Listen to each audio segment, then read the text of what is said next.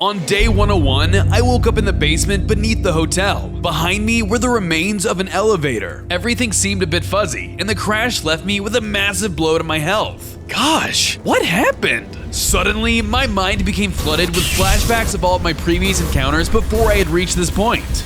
I remember now! I gotta get out of here! I couldn't sit idly waiting for something to happen. I began exploring the area. While doing so, I stumbled upon another door titled 101. Oh no! Don't tell me there's more! At that moment, the figure had dropped down behind me. The terrifying screech had left me frozen in place. I tried pushing onwards as fast as I could, but it was meaningless. The figure caught up, biting my shoulder in the process. Screaming in agony, the pain was hard to bear, causing me to black out. On day 102, I had awoken as the figure.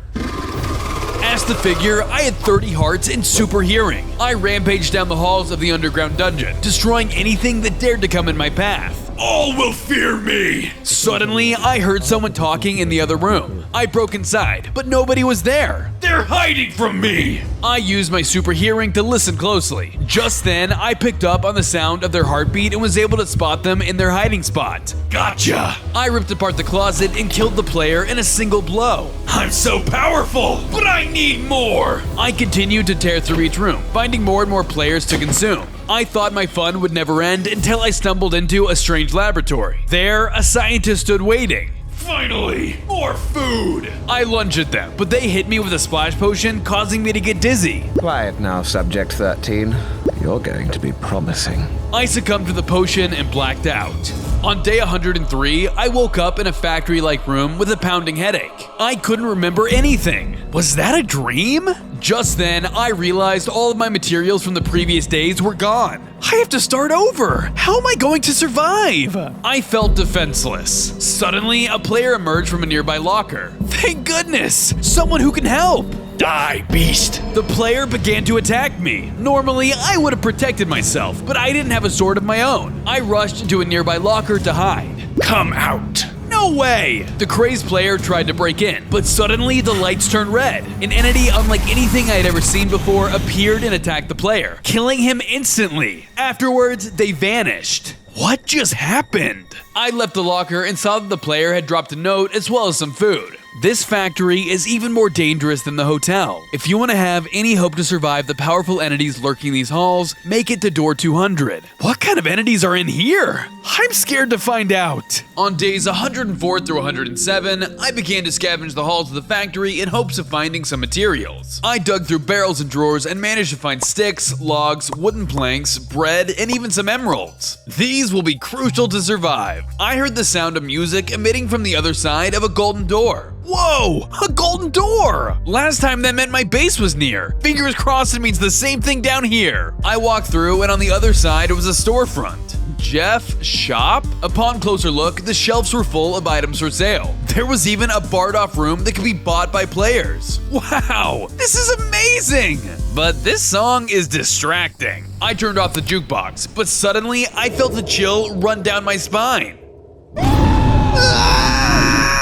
I quickly turned the jukebox back on and the entity calmed down. Sorry, that was my favourite song. I'm Jeff. Care to buy something? I'm having a sale on that plot of land for only 25 emeralds. Sorry. I don't have enough right now. Don't worry, my shop will reappear throughout your adventure. Take these for now. Jeff tossed over a lantern and a stone sword. Thanks. The enemies only get stronger from here. I'll see you around if you don't die first. On days 108 through 110, I traversed through the factory doors to gather whatever materials I could find. In one of the rooms, I began hearing the sound of an entity approaching. I gotta hide! Quick!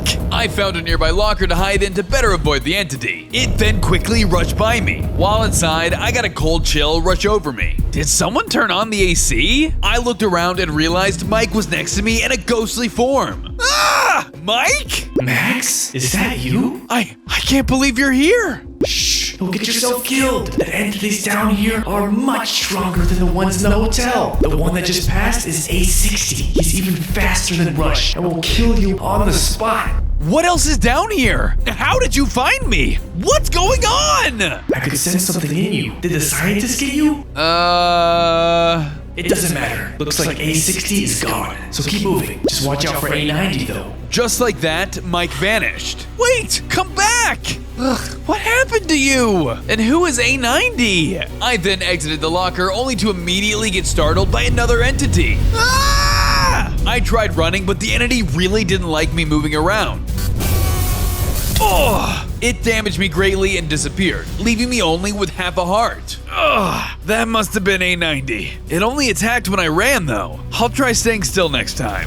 On days 111 through 114, I continued to traverse through rooms, searching through boxes for supplies on the way. I managed to find a stone pickaxe, cobblestone, dirt, and more emeralds. I think I finally have enough for the base. Eventually, I walked into a room, but there was no door to be seen. No way this is a dead end. I have to keep moving. I investigated the room for more clues and spotted 3 monitors titled 0, 6, and A. Besides them was a riddle. Play our little game and write their name. Wait a second. I broke apart the monitors and began to reorder them to spell A60. However, before I could place the last block, the figure broke into the room.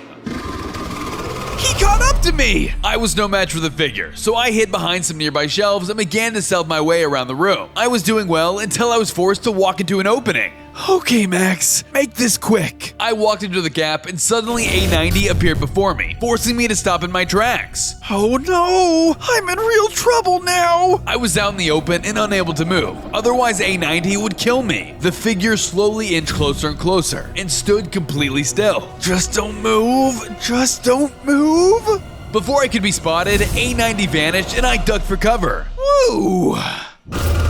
Despite my efforts, the figure managed to hear me and charged with the intent to kill. I had nowhere to run. I was finished. No, I can't die. Not here. Ah!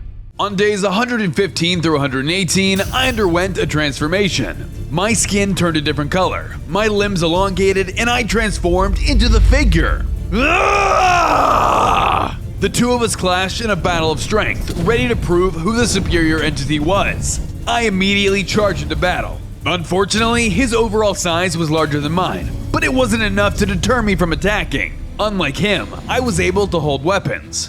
I pulled out my sword and began swiping at the figure, dealing little bits of damage to his health. I continued running circles around him, hitting him with each pass. Despite my power, the original figure was still overwhelming me. Ugh, I have to run! I used my power to break my way through the puzzle and escaped by sheer force. The figure followed close behind, chasing me down the halls of the underground facility. We ran through room after room until I finally discovered a hiding spot. I ducked into the locker and managed to lose him. I made it. I don't feel so good. I was too weak from the battle and passed out. On days 119 through 122, I woke up as a human and my mind was once again fuzzy. I had another one of those weird dreams. What if they're real? I had an unnerving feeling, so I continued to move deeper into the underground facility. Eventually, I spotted the strange doorway once again and went inside to find Jeff's shop. It's just like he said, it reappeared. I finally had 25 emeralds, so I cashed them in for the plot of land. Once I did, the door unlocked. Thank you kindly for your patronage. And hey, as a bonus, take these. Jeff tossed me tons of building materials and a stone axe. Wow, thanks! With everything I needed in hand, I got to work on my build. I wanted to make something that could help me and other players, so I began working on a hotel that is actually kind to its guests. First, I started with the foundation, then focused on raising the walls for each room. I attached a private room to the lobby where I could place my own personal furnace, crafting bench, bed, and chests. This space will definitely get me and the other survivors to door 200. Once I finished working, I explored the plot further to see if there were any hidden clues. During my search, I found a hidden chest. Unfortunately, it was locked. Maybe this belonged to another player. I'll have to find their key. After completing my investigation, Jeff called me over with a request. I was wondering if you could look for my friend El Goblino. I haven't seen him around here lately. I don't know. Most things down here want to kill me. If you're able to find him, I'll reward you with something really nice. Well, if it makes my quest easier, you got yourself a deal. On days 123 through 125, I entered another room. Upon examination of the area, I found that I had realized I was in a lab testing room. Besides me, I had noticed glass separating me from a small group of scientists peering through from the other side. What the? Haven't I seen you before? Test subject 13 appears agitated. Release entity S-33. Test subject? One of the scientists pressed a button, releasing an entity into the room I was in. Uh-oh. Is that Zeke? He doesn't look very happy. Within seconds, he charged towards me with the intent to kill. I took out my stone sword and began to hack away at the entity with everything I had. Unfortunately, my dull blade was no match for him. He was far larger in size and had powerful claws that could tear through my health bar in a matter of seconds. It was clear that this wasn't a fair fight. I had felt weak against his attacks. He was overpowering me. Suddenly, my body started to react on its own. I was beginning to transform into the figure. In my new form, I was far faster and stronger than before. I was able to dig into Seek with my razor-sharp teeth along with my sword to rack up some extra damage. Seek continued his onslaught with his claws, but my skin was now as strong as armor. His attacks would deal considerably less damage. With one final blow, I had defeated and absorbed him. The test was a success. Looks like we have something special. Again, my body had reacted on its own and I transformed back into my normal human self. What just happened? These aren't dreams! Oye, up here. Nearby, I heard the sound of metal clanking above me. It seemed to be a little red goblin in the ventilation shaft. In here, quick. He threw down some ladders to help me climb up.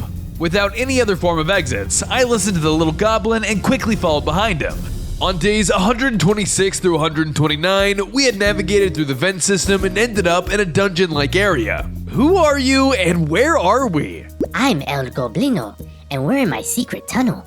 Thanks for helping me back there. Let's get moving then. Just be warned, this place is full of creepy crawlers, so you'll have to help me clear a path. You got it. Continuing further down the tunnel, we had eventually arrived at a room covered in mutated bugs. Speak of the devil, there's some crawlies right here.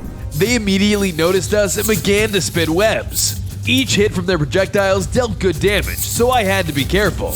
I took out my stone sword and hacked away at the creepy bugs. But they were a lot stronger than they looked. It was almost as if my attacks weren't affecting them. Their webs stopped me in my tracks and I was getting overwhelmed. Ah! This is insane! Suddenly, I began to feel that same strange sensation, as if something inside me wanted to come out. Ah! I felt a strength surge through me as my skin began to mutate. My body began to morph. I grew in size and I became the terrifying monster Seek. I now had Seek's claws and was able to slash at the horde of bugs with great speed and power. They spat webs at me and tried to stop me, but now their attacks dealt much less damage than before. No amount of webs was going to stop me from stomping them all out. As Seek, I was able to overcome the horde of mutated bugs. Dios mío, what happened to you? The raging power began to feel like something I couldn't control. The bloodlust of the monster I'd become consumed my mind and put me into a full rampage mode. I began attacking El Goblino with the intent to kill. Oi, what are you doing? Don't let the monster take over.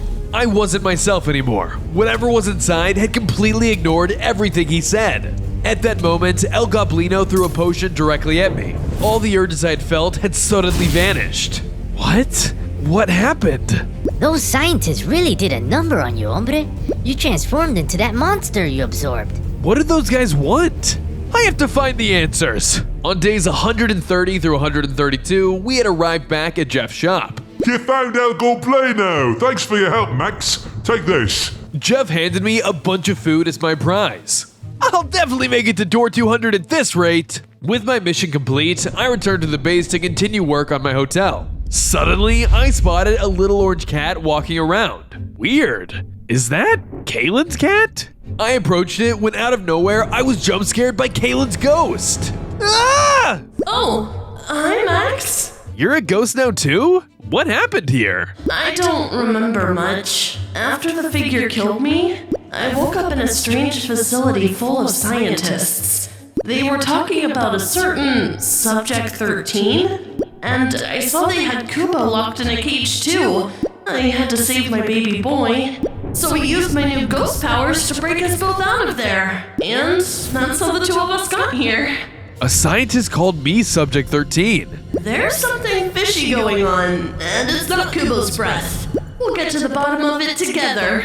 I continued working on my hotel, adding a specific room for Kaylin filled with all the different things she enjoyed. Next door, I built a cat area for Kubo, even adding shelves for him to hop around and play on. Looks like I'm already gaining allies. We'll all get out of this mess together. On days 133 through 136, I wanted to figure out more information about the usage of my powers, but I had no idea where to start. I tried a variety of different methods, like jumping around the room and running into a wall as hard as I could. I even tried yelling into the sky, but not even that worked. What am I doing wrong? I had finally come to the conclusion that it would only activate when I was in a dire situation. Suddenly, the lights around me turned red. This is not a good time for this! I immediately started looking around for a hiding place, but before I could move, a light bulb lit up in my brain. Wait a second. Maybe I'll change if I come face to face with an entity. I stood my ground and waited. All of my fear was being consumed by curiosity. I had to figure this out one way or another. Within seconds, A60 bursted into the room at an alarming speed. Come on, powers! Activate! Nothing was happening. The entity came barreling towards me and all I could do was avoid it. I tried my hardest to focus on the times when I had transformed before, but there were no results. This strategy isn't working! I had no choice but to bail and escape from the room. Running out of the door as fast as I could, A60 quickly followed behind me. A60 was hot on my tail and I wasn't sure how much longer I would be able to keep running. Despite my efforts, A60 was slowly gaining on me. If I don't transform soon, I'll be caught! Just then, I spotted a vent. I quickly hopped inside and shut the door in its face. Take that! With nowhere to go but forwards, I headed through the vent when suddenly tiny spiders crawled at me. Ah! Die, die, die! They were surprisingly resilient, so I muscled through them in hopes of escaping before they could kill me. I saw the exit on the other side and headed towards it as fast as I could. But to my horror, A60 dropped down in front of me, blocking my escape. No! I'm cornered! I thought this was the end, when suddenly I felt power surge through my body. I began to transform once again into the powerful Seek. I can't control the monster! I blindly attacked A60. It was a narrow space, with nowhere for the entity to run. A60 tried hard to push me back, but it wasn't enough to keep me from fighting back. I took advantage of the situation and began pushing them towards the exit, each hit getting increasingly stronger. I could tell that it was getting weaker. The entity was no match for my power. I struck them down and absorbed them. Yes! More power! I felt a new surge of energy rush through me. My limbs vanished and my body became blurry. I transformed into A60. Ugh! On days 140 through 143, I plummeted through the halls of the underground as A60. As A60, I was able to fly at super speeds and use a scythe. I struck down player after player with my new powers. Power! Power! Just then, Mike flew through the ground, stopping me in my path. Max, it's me! You need to calm down. Kill! I attacked Mike in my fit of rage, but flew right through him. Please, I know you were in there. Remember everything we went through together? Mike began to tell me about all the fun times we had together during our adventures through the hotel. It was Mike, Kaylin, and me against the world. Mike? Suddenly, I transformed back into my normal form and everything went dark. When I woke up, I was inside of a dark void. Have I been here before? That you have. I turned around and spotted Jack standing before me. Hello, Max. Welcome back. Hey, I remember you. You're Jack. You helped me out last time. It seems you're having trouble traversing through to the end of your quest. You never mentioned I'd have to go through another 100 doors. Well, you weren't supposed to break the elevator and plummet into a secret area. Well, how do I get out of here? I keep having these crazy transformations. If you want to gain control of your powers, you must stay true to your desires. Always remember your drive to make it to door 200 and the ones you hold close. Just then, I woke up to find myself alone. All that remained was a note. Head deeper into the underground facility and I'll tell you everything. Mike. What is Mike keeping from me? I have to find out. And so do you. Stick around. On days 144 through 146, I headed deeper into the dungeon and looted everything I could find. I managed to get plenty of emeralds as well as some more bread. Eventually, I found the door leading to Jeff, so I headed inside and cashed my emeralds in for a brand new iron sword. Pleasure doing business with you. Ooh, what's that new potion you have?